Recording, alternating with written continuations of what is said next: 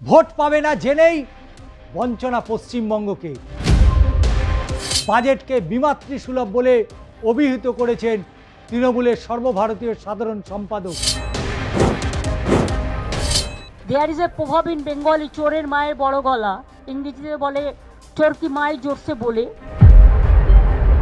কেন্দ্রীয় বাজেটকে হামটি dumpty budget বলেও কটাক্ষ করতে ছাড়েননি মুখ্যমন্ত্রী। টোটালটাই মিথ্যে কথার ফুলঝুরি, হামটি ডামটি বাজেট। আসন্ন নির্বাচনে মানুষ বিজেপিকে সমুচিত জবাব দিয়ে দেবে। বাংলা কি ফের বঞ্চনার শিকার হলো?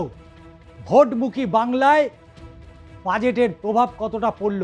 কি বলছেন শাসক দলের নেতা থেকে মন্ত্রী? কি বললেন এই বাজেটে রাজ্যের মুখ্যমন্ত্রী মমতা বন্দ্যোপাধ্যায়? ভোট পাবে না জেনেই বঞ্চনা পশ্চিমবঙ্গকে। কেন্দ্রের বাজেট মিথ্যার জঞ্জাল বললেন রাজ্যের মুখ্যমন্ত্রী মমতা বন্দ্যোপাধ্যায়।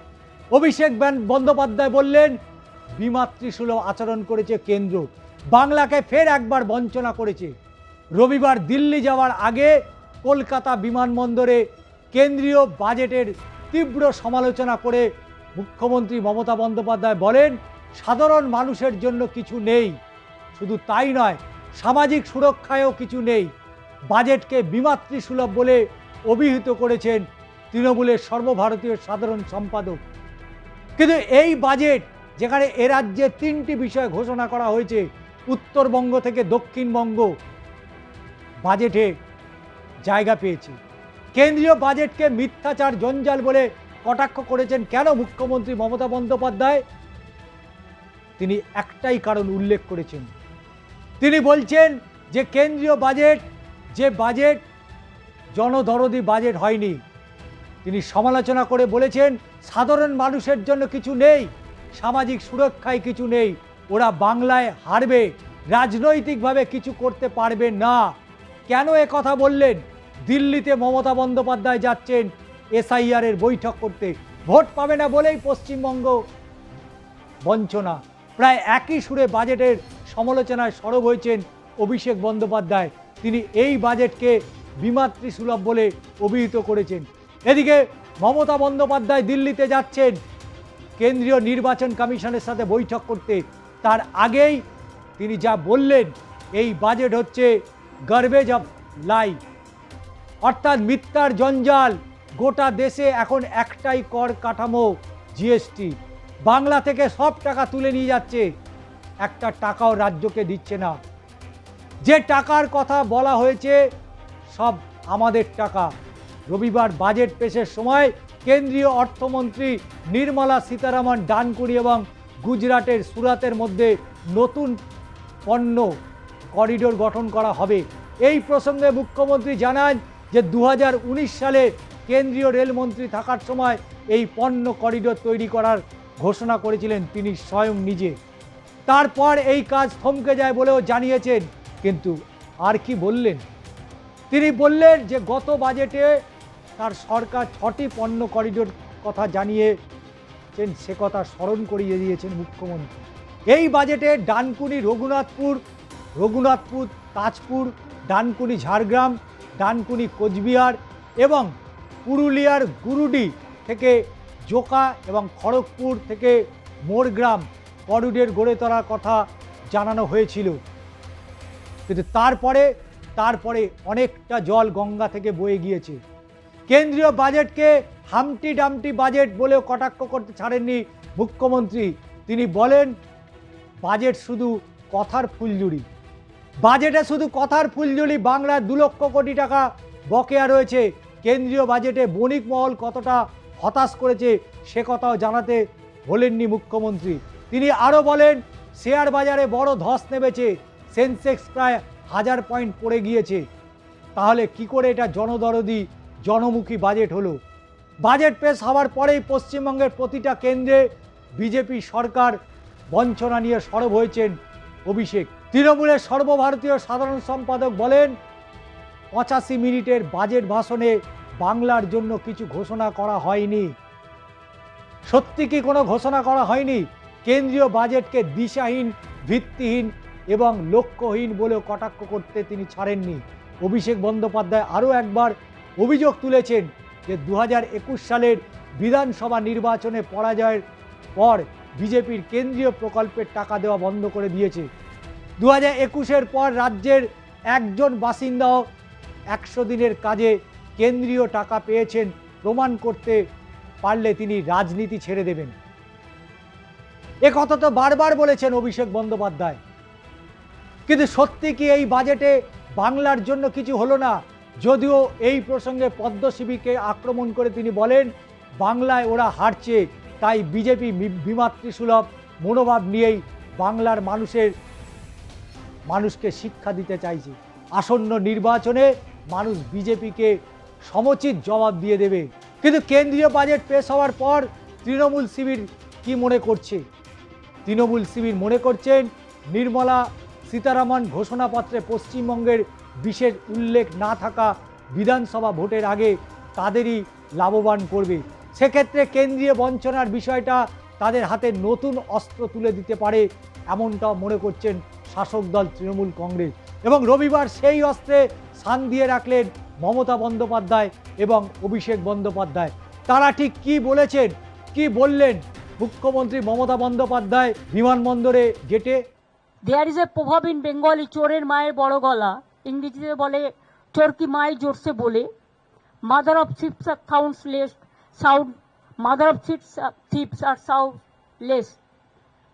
নাও for Bengal what they have given? Nothing. Talking big. কিছু দেয়নি।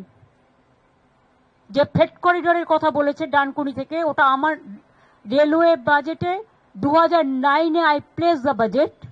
There you will see I have mentioned about Dankuni and Amritsar. That is not there pending about these 15 years. Number 2, regarding 3 corridors they announced, we have already announced 6 economic corridors. It will include Dankuni to Bardhaman, to Bakura, to Durgapur, to Purulia. Other is Kalyani to Bardhaman, Birbhum, Malda, Siliguri, Kuchbihar. Other we have announced 6 economic corridors which will cover throughout the country, throughout the state. So what they said about 3 corridor, that is absolutely a garbage of lies, blatant lies. It is already on process and we have started working there. And already we will see that in Jungle Mahal, Jungle Sundari project in Purulia, for this economic corridor, 72,000 crores are going to be invested. And already there are so many people, they are setting investment, they are setting their cement hub. Now Bengal have become cement hub, the coal hub, the leather hub, the skill hub, even the Amazon Flipkart, like this. All are doing business side of this Dankuni, Kalyani and other place. So it is already started. They have not given a single paisa to Bengal. Only one tax is there, GST. They are taking away our money and saying big talk. They are giving us money. It is our money. Now only one tax is there. What they are collecting from Bengal, they are not giving our food funds. We will get about more than 2 lakh crores from the central government. So they don't have any moral authority to run the government and to finish the country like this. They want to destroy the economic structure of the country, the constitutional structure of this country, the independent agency, including the infrastructural facilities, the economy, the social sector, the economic sector, the federal sector, all is been vanished. Only talking too much and less work.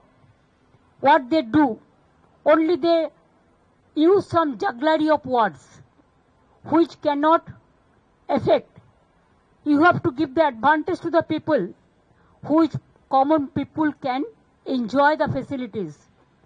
সাধারণ মানুষের জন্য কিছু করেনি, তপশিলীদের জন্য কিছু নেই, আদিবাসীদের জন্য কিছু নেই, যুবকদের জন্য কিছু নেই, চাষিদের জন্য কিছু নেই, মহিলাদের জন্য কিছু নেই,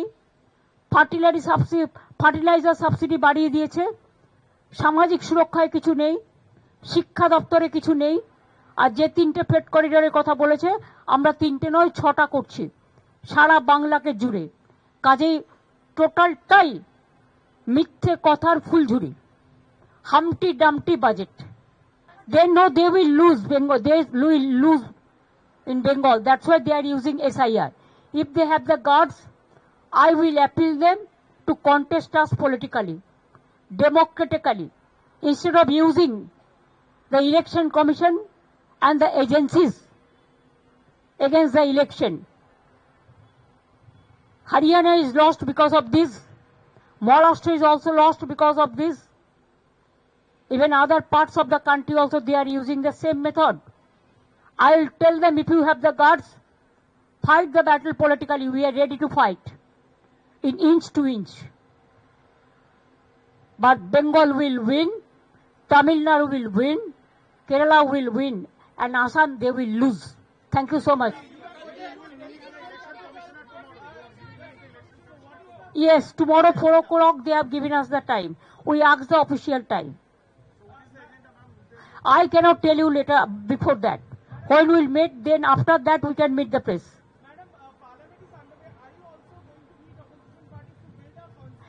Please don't tell me all these things. I have some own program. Let me finish that. I am going to Delhi after so many months, I think maybe years. So my MPs are also there. So I am the chairman of the parliamentary committee. It is my duty to meet them also once. I'll meet the press media also. I'll brief them also what is going on in the name of SIR, how they want to finish the federal structure. All I'll mention. भाई जो हमने कर दिया उसका बाद में तो कुछ नहीं हुआ। एंटी कॉल्यूशन डिवाइस भी मैंने कर दिया, फ्रेट कॉरिडोर भी in my time I have cleared all the project. अभी कुछ नहीं है। वाराणसी में जो है, जो डिज्नीलैंड बना रहा है, मैंने सुना है, मैंने देखा है कि काशी विश्वनाथ मंदिर हमारा इतना गजब का जाएगा है, उधर में आसपास में जो घाट वगैरह वगैरह जो है, जो बहुत सारी चीज है, लोकल लोगों को नहीं लेके बाहर से कोई कॉन्ट्रैक्टर को लेके आके उधर में आमदनी कर रहा है। काशी विश्वनाथ मंदिर का पास डिज्नीलैंड बना रहा है। तो it will be clear whether they love religions or not. এবং যে বাজেট নিয়ে এত একটা উচ্চ আকাঙ্ক্ষা ছিল ভারতবাসীর, সেই আকাঙ্ক্ষা সম্পূর্ণ কি ভেঙে তছনছ করে দিয়েছেন কেন্দ্রীয় অর্থমন্ত্রী নির্মলা সীতারামন। তাহলে কেন মুখ্যমন্ত্রী কথা বলছেন? নিশ্চয়ই এমন কিছু দিক তিনি দেখতে পেয়েছেন যে কারণে কেন্দ্রীয় বাজেটকে হামটি ডামটি বলেও বলতে ছাড়েননি মুখ্যমন্ত্রী মমতা বন্দ্যোপাধ্যায়। এদিকে দিল্লিতে যখন পা রাখবেন, হরহরি কম্পনের মতো কাঁপছে এই মুহূর্তে কেন্দ্রীয় নির্বাচন কমিশন জ্ঞানেশ কুমার। অর্থাৎ সিদ্ধান্ত তারা নিয়েছে বাংলায় 1 কোটি মানুষের নাম SIR থেকে বাদ দেবে। কিন্তু মনে রাখতে হবে নামটা মমতা বন্দ্যোপাধ্যায়। তিনি দিল্লিতে পা রাখলে দিল্লি যে থরহরি কম্পন পরিস্থিতি হবে এ কথা বলার অপেক্ষা রাখছে না। কারণ সিদ্ধান্ত যদি কেউ নিয়ে ফেলে, কেউ যদি মনে করে আমি যেটা করব সেটাই শেষ কথা, তাতে যতই তাতে নমুনা দেওয়া হোক না কেন, কোনো নমুনাই কাজ করবে না। এমনটাই SIR-এ চলছে এবং এই SIR প্রক্রিয়া এভাবেই এগোচ্ছে। তাই স্বাভাবিকভাবেই দিল্লিতে যখন মুখ্যমন্ত্রী পা রাখছেন, তার আগেই পশ্চিমবাংলা থেকে তিনি যেভাবে বক্তব্য রেখে গেলেন বাজেট নিয়ে, এবং কি রেখেছেন অবশ্যই আপনারা শুনছেন সেই বক্তব্য, যে মুখ্যমন্ত্রী কিন্তু এই 26-এর বিধানসভা নির্বাচনে ভারতীয় জনতা পার্টি অর্থাৎ বিজেপিকে যে 1 ইঞ্চি জমি ছাড়বে না, তা স্পষ্টত বার্তা তারা আজ দিয়ে দিলেন।